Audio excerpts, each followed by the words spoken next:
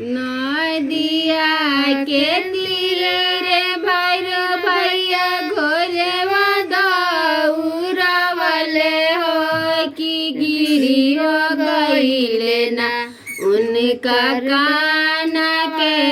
तौलिया हो कि गिरी हो गईले ना उनका काना के तौलिया हो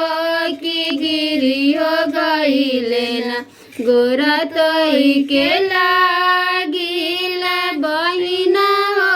ना बहिना उठाई हो देउना हमरा काना के तौलिया हो उठाई हो देउना हमरा काना के तौलिया हो उठाई हो देउना कैसे में उठाई भैया काना के तौलिया हो हसन हो लगी है ना नई हारवा के लोगवा हो हसन हो लगी है ना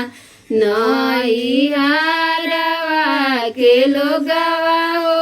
हसन हो लगी है ना नदिया के तीरे भैरो भैया घोरे दौड़वले हो कि गिरी हो गईल ना उनका काना के तौलिया हो कि गिरी हो गईल ना।